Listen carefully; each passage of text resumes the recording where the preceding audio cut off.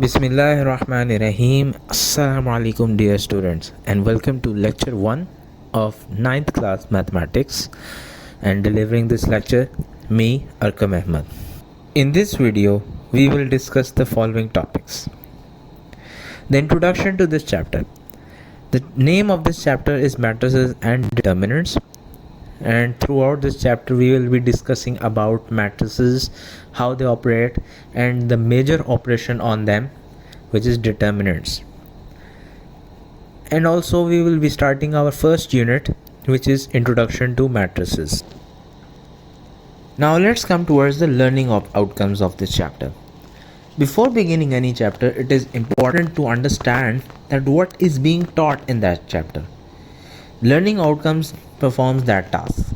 It tells us that what are we going to learn, and by the end of this chapter what is expected by that student that he should know by that time. So the learning outcomes of this chapter are to define what a matrix is, to define and identify different types of matrices, the addition and the subtraction of matrices. This is the first operation that we will be studying, followed by the multiplication of matrices. The multiplication of matrices comes in two types that we will study. One is the scalar multiplication, and the scalar multiplication simply means multiplying a scalar number with a matrix. So we first of all we will study this. Second multiplication is matrix to matrix, and in this method we will study how two matrices are multiplied and what are the conditions that should be fulfilled to perform this operation. Also we will try to verify some various laws that are associated with matrices. For example, we have some important laws like the two matrices product, and if we take their whole transpose, so it is equal to B transpose times A transpose. We will also learn another law, which is AB whole inverse, it is equal to B inverse A inverse, and so on. There are various types of laws that are mentioned in our book, and I'll try to verify them accordingly. And last, this is the one of the most important outcome of this topic, of this chapter, that we will solve system of equations. System of equation means that the equations that we have been studying in class 6th and 7th, which involve two simultaneous equations, ax plus by is equals to c, and dx plus ey is equals to f. So this is the type of system that we will be solving using the laws of matrices. So this is the learning outcome of this chapter. So let's start. Matrices. What is matrix? इससे पहले हम लोग एक चीज़ समझते हैं कि आप जब एग्ज़ाम हॉल में बैठते हैं तो एग्ज़ाम हॉल के अंदर आपकी सीटिंग इस तरह होती है कि आप रोज़ और कॉलम्स में बैठते हैं, राइट? तो रोज़ और कॉलम्स जो हैं, जिस तरह आप लोग बैठे होते हैं, तो वो आप एक मैट्रिक्स में बैठे हैं. तो मैट्रिक्स क्या हुआ? Matrix is a relay of numbers. आपके पास यहाँ पे अगर मैं इसको हाईलाइट करूँ,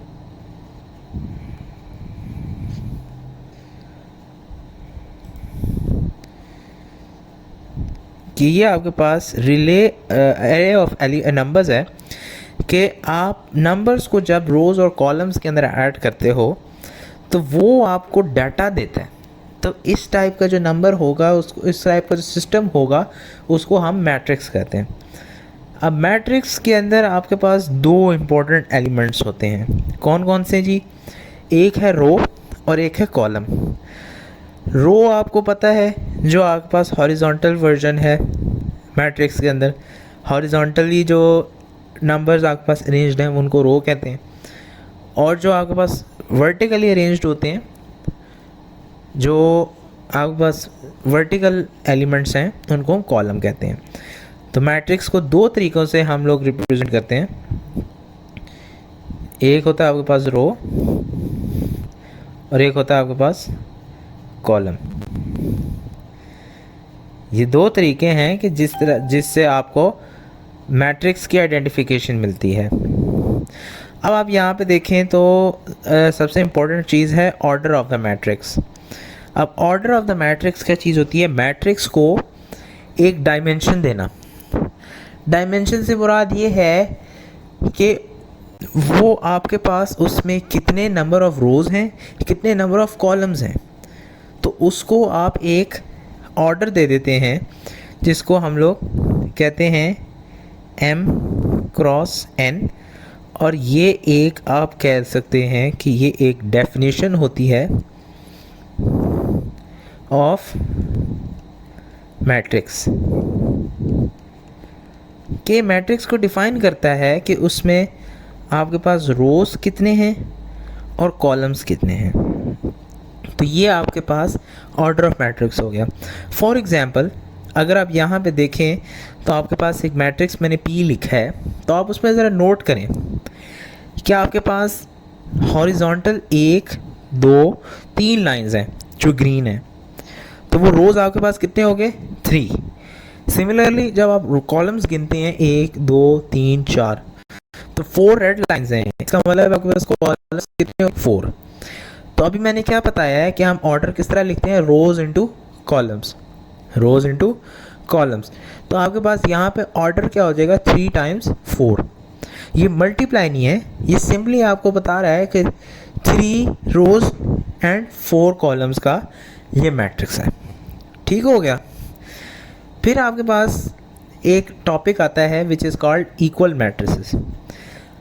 अब दो मैट्रिसेस इक्वल कब होंगे? तो ये आपसे पूछा जा रहा है इसमें। तो इक्वल मैट्रिसेस के अंदर आपके पास यहाँ पे दो कंडीशंस हैं जिनका फुलफ़िल होना बहुत लाजमी है, और वो दो कंडीशंस ये हैं कि आपके पास एक तो ये कि फॉर एग्ज़ाम्पल आपके पास दो मैट्रिसेस हैं A एंड B। अब A एंड B का कोई ऑर्डर होगा, जैसे for example M1 N1 and M2 N2, और हमने इन दोनों को इक्वल लेना है। इक्वल ये तब होंगे जब हमारे पास M1 is equal to M2 होगा and N1 is equal to N2 होगा। इस सब का क्या मतलब है? इस सब का ये मतलब है कि आपके पास जो A का ऑर्डर है, ऑर्डर ऑफ A, वो आपके पास इक्वल होना चाहिए ऑर्डर ऑफ B के for matrices to be equal. ये फर्स्ट कंडीशन है, ये फर्स्ट कंडीशन है। सेकंड कंडीशन ये है कि देयर कॉरस्पॉन्डिंग एंट्रीज़। अब एंट्रीज़ क्या होती हैं जी? एंट्रीज़ ये हैं जो नंबर्स इनके अंदर डले हुए हैं। अब आप यहाँ पे देखें एंट्रीज़। अब मैंने ये इसलिए आपको प्रोवाइड किए हैं ये चीज़ें कि आप इसको हम मिल के समझें कि ये है क्या। तो ये देखें ज़रा, सबसे पहले हमारे पास है, अगर मैं इस वाले पार्ट को रिमूव कर दूं तो आप ये देखें ज़रा, नंबर 1 है हमारे पास दो मैट्रिसेस हैं A एंड B। A है 1 3 -4 2 एंड B है 1 -4 2 + 1 एंड 4 -2। सबसे पहले तो आप यहाँ पे वीडियो पॉज करें और इसको खुद ट्राई करें, फिर आप वीडियो रिज्यूम करके अपने आंसर्स टैली करना। अब ये यहाँ पे आपसे पूछा जा रहा है कि ये मैट्रिसेस इक्वल हैं या नहीं है। तो एंट्री के लिहाज से एक चीज़ याद रखें कि मैट्रिक्स के अंदर अगर आपके पास इस तरह करके कोई चीज़ लिखी हुई है तो आपने उसको किस तरह देखना है। ये देखें, ये आपके पास 1 है, 3 है, -4 एंड 2 है। अब ये जो लिखा हुआ है 2 + 1, ये 2 + 1 आपके पास 3 हो गया, और ये 4 - 2 क्या हो गया? 2। अब आप ज़रा मैट्रिसेस मैच करें, 1 1 3 3 -4 -4 2 2, तो आप देख सकते हैं कि एक तो इनके एंट्रीज भी इक्वल हैं। फिर अगर हम इनका ऑर्डर देखें, 2 रोज़ 2 कॉलम्स मतलब 2 by 2, again 2 rows and 2 columns, तो ये भी 2 by 2। इसका मतलब है कि इनकी एंट्रीज भी इक्वल हैं और इनका ऑर्डर भी इक्वल है। That is why we can say that one question is equal, A is equal to B. समझ आ गया? अब हम क्वेश्चन 2 देखते हैं। क्वेश्चन नहीं है ये, वैसे आपके लिए एग्जांपल्स डाली हैं हमने इन्हें। अब ए एंड बी देखें दोबारा, अगेन ऑर्डर सेम लग रहा है इनका, 2 by 2 and this is also 2 by 2, but there is a plot twist here। यहाँ पे आप देखें 2 2 है, 3 3 है, -1 -1 है, लेकिन ये 2 है और ये -2 है। इसका मतलब ये हुआ कि एक ऐसी एंट्री है इनमें जो इक्वल नहीं है। और आपको मैंने अभी ऊपर बताया है कि फॉर इक्वल मैट्रिसेस दोनों कंडीशंस फुलफिल होनी चाहिए। एक भी फुलफिल नहीं होगा तो वो इक्वल नहीं होंगे मैट्रिसेस। दिस मीन्स हमारे पास जो पार्ट 2 है वो इक्वल नहीं है and we can say A is not equal to B. समझ आ गई? लास्ट पार्ट देखें। लास्ट पार्ट ये आपके पास 2 by 2 का तो है, लेकिन बी को देखें ज़रा। बी में 2 रोज़ बट 3 कॉलम्स आगे, तो ये तो फर्स्ट स्टेप में ही गलत हो गया है ना। फर्स्ट स्टेप में ही गलत हो गया। इसका मतलब है कि हमारे पास पहली कंडीशन ही सेटिस्फाई नहीं हो रही। This means this is also not equal. I hope कि ये आपको थ्योरी थोड़ी बहुत समझ आ गई होगी, क्योंकि एक्सरसाइजेस सॉल्व करने से पहले मैं बार बार आपको बता रहा हूँ कि it is important to understand कि टॉपिक है क्या and what concepts are used in that topic. Only then I can solve the exercise problems. तो चलिए हम इसके बाद हम एक्सरसाइज सॉल्व करते हैं। तो क्वेश्चन 1 देखते हैं एक्सरसाइज 1.1 का। ये कह रहा है find the order of the following matrices. तो हम सबसे पहले ए को देखते हैं। आपके पास ए है 2 3 -5 6। सबसे पहले तो आप यहाँ पे वीडियो पॉज करें और इसका ऑर्डर आप खुद सोचें कि क्या होगा। अच्छा, लेट्स सी आपके पास इसमें रोज़ कितनी है। रोज़ आपके पास हैं 1 2, तो इसका मतलब है आर इसमें 2 आ गई। फिर आप इसमें चेक करें कि हमारे पास कॉलम्स कितने हैं। तो कॉलम्स हो गए 1 2, विच मीन्स कि कॉलम भी 2 आ गए। तो हम यहाँ से इसका ऑर्डर क्या लिख सकते हैं कि इसका ऑर्डर होगा, ऑर्डर क्या होगा, आर इंटू सी होता है, विच मीन्स 2 by 2। तो ये इसका आंसर आ गया फर्स्ट पार्ट का। अगर हम बी पार्ट पे जाएं तो बी पार्ट भी यही है। बी पार्ट के सिर्फ वैल्यूज़ डिफरेंट हैं। बी पार्ट है आपके पास 2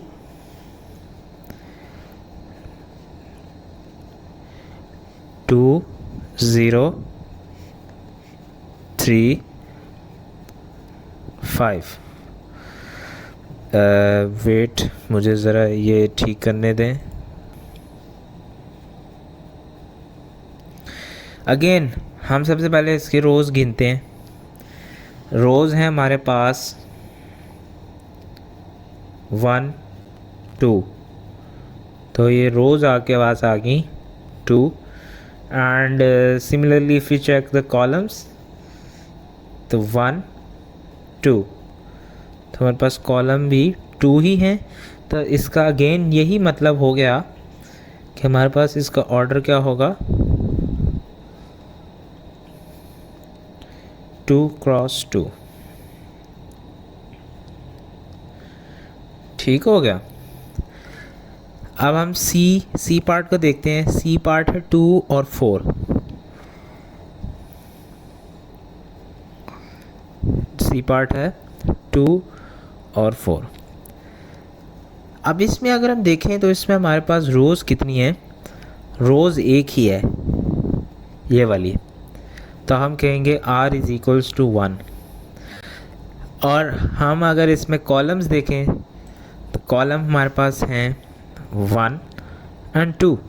जब आपके पास एक रो में मैट्रिक्स बना हुआ है तो इसका मतलब है कि जो हर एक एलिमेंट है ना इंडिविजुअल, वो अपने एक इंडिविजुअल कॉलम में प्लेस्ड है। तो इसका मतलब है 2 एक कॉलम में है और 4 दूसरे कॉलम में है। तो यहाँ से आपके पास C जो है वो 2 के बराबर आ गया। तो हमारे पास जो ऑर्डर आ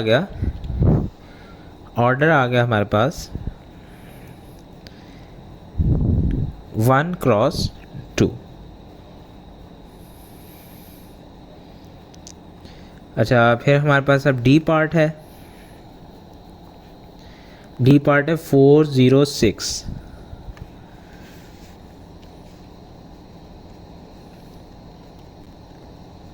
डी पार्ट है 406। अब हम इसके अंदर चेक करते हैं। इसके अंदर आपके पास जो रोज़ हैं वो हैं 1 2 3। पिछले सवाल में आपके पास एक कॉलम में मैट्रिक्स गिवन था, इस सवाल में आपके पास मैट्रिक्स गिवन है रो फॉर्म में। दिस मीन्स कि जो इंडिविजुअल एंट्री है वो अपने इंडिविजुअल रो में मौजूद है। तो 4 जो है फर्स्ट रो में है, 0 सेकंड रो में है, 6 थर्ड रो में है। तो हमारे पास r की वैल्यू यहाँ पे क्या आ गई, 3। सिमिलरली जब हम इसके अंदर कॉलम्स देखते हैं तो हमारे पास कॉलम इसमें एक ही कॉलम है which is this one. So C is equals to 1 हो गया। तो हमारा ऑर्डर जो है वो ऑर्डर बन गया 3 क्रॉस 1।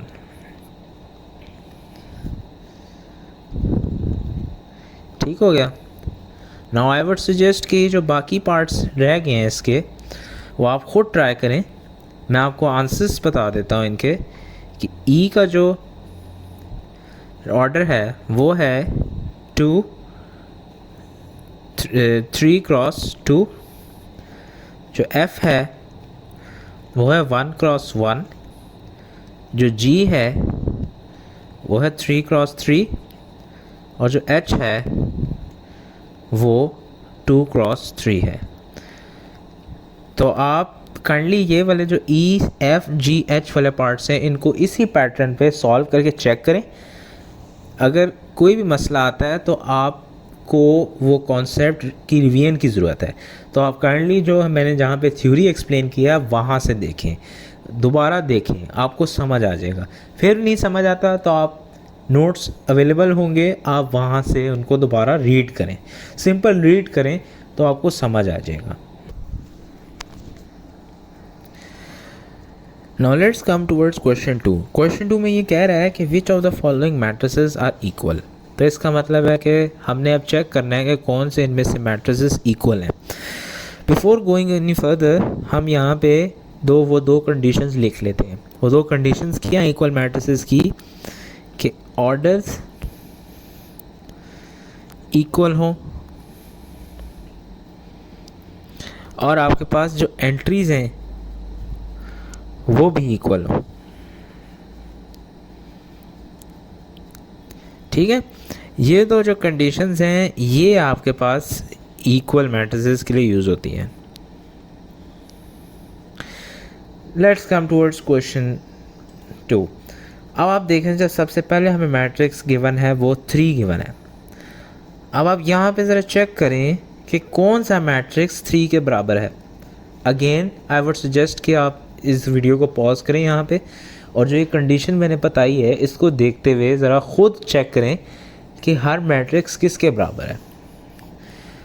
तो देखते हैं हम यहाँ पे A मैट्रिक्स। अब हम सबसे पहले बिफोर सॉल्विंग दिस प्रॉब्लम हम क्या करते हैं कि हम यहाँ पे जहाँ पे एंट्रीज़ के अंदर माइनस प्लस लिखा हुआ है हम पहले उसको सिंप्लीफाई करके लिख लेते हैं।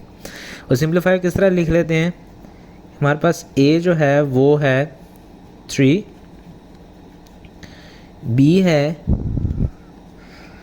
3 5, C है 5 - 2 which is 3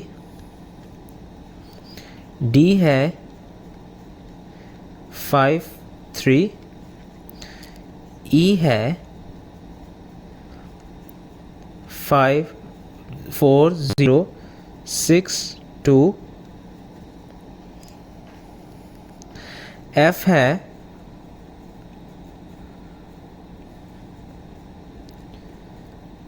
F हमारे पास है 2 और 6,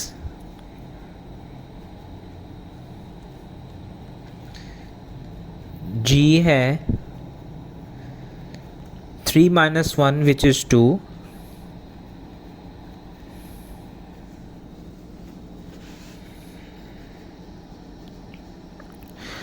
and 3 plus 3 which is 6। फिर उसके बाद है H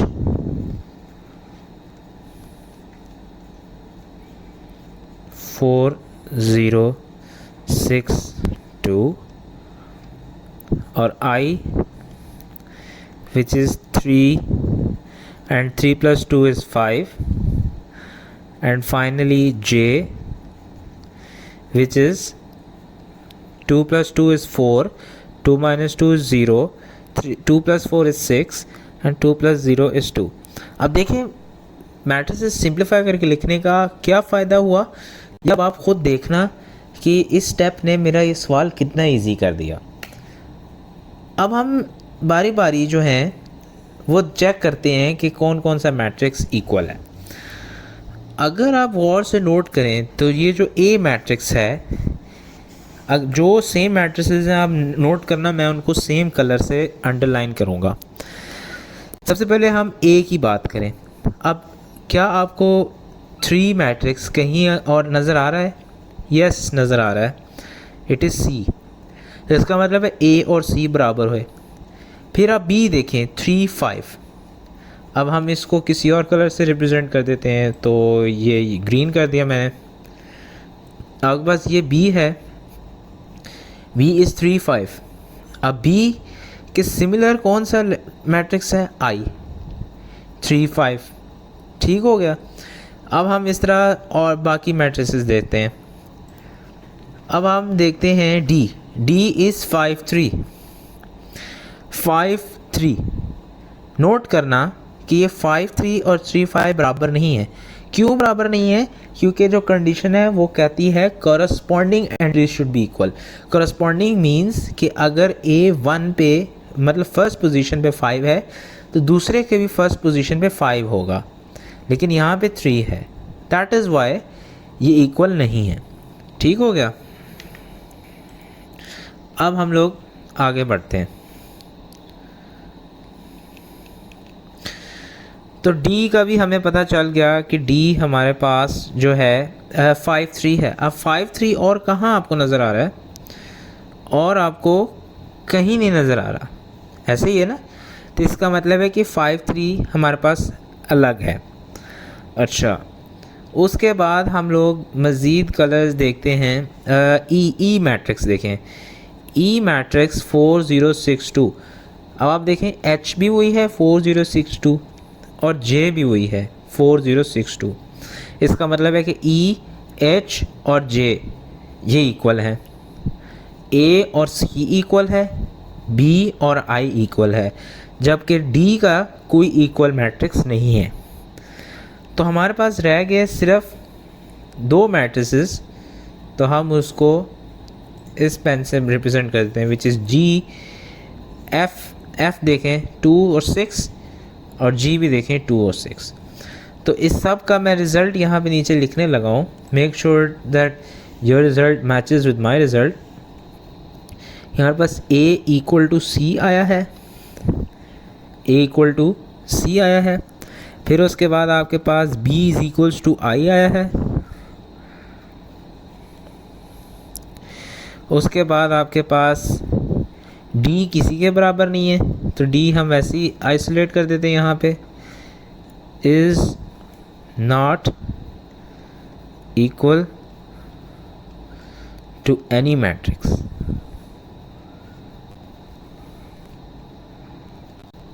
ठीक हो गया। फिर हम E H और J ये बराबर थे, E H एंड J ये बराबर हैं, और आपके पास F एंड G ये बराबर हैं, F एंड G। तो ये आपके पास इस क्वेश्चन का आंसर हो गया। ठीक हो गया।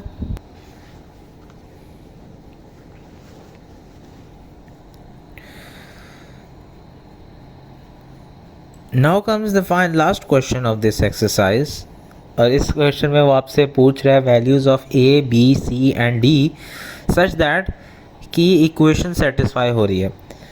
वो कह रहा है कि ये जो लेफ़्ट साइड का मैट्रिक्स है ये इक्वल है राइट साइड के मैट्रिक्स के साथ।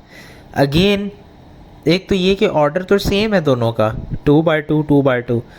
तो दूसरी कंडीशन क्या थी इसकी, एंट्रीज इक्वल होनी चाहिए, कॉरस्पॉन्डिंग एंट्रीज। अभी पिछले सवाल में बताया मैंने, एक कॉरस्पॉन्डिंग का मतलब है कि फर्स्ट एंट्री इसके फर्स्ट एंट्री के बराबर होनी चाहिए, तभी इक्वल होगा। तो हम सॉल्व करते हैं इसको।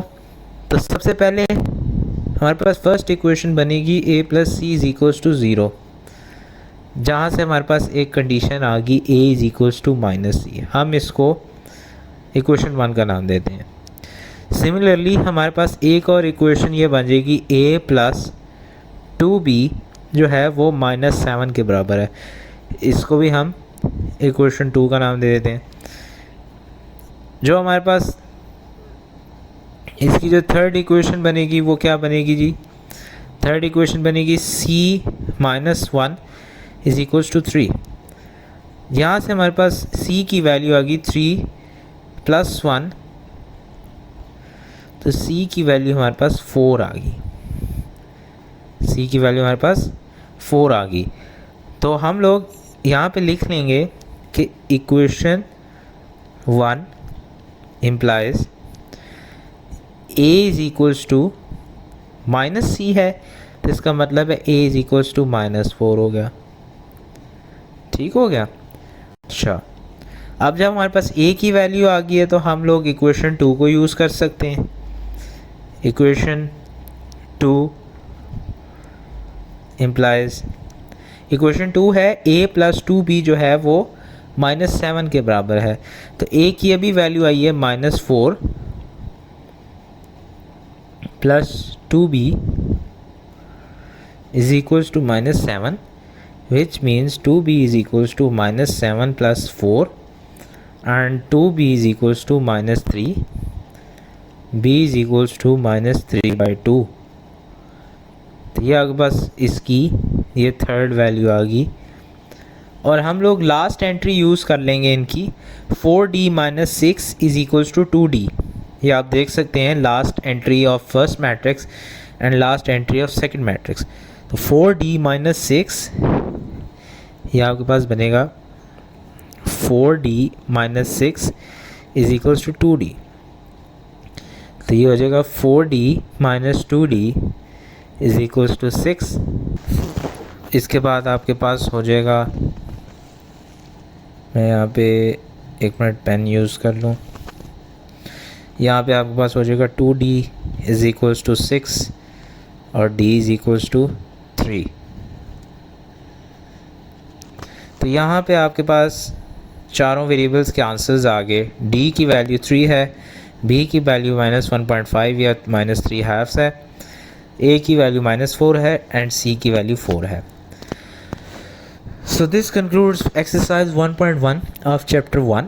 I hope you enjoyed this lecture, and if you do, please like it and share it with your other fellows.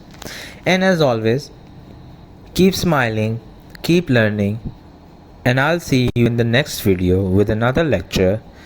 Till then, take care. Allah Hafiz.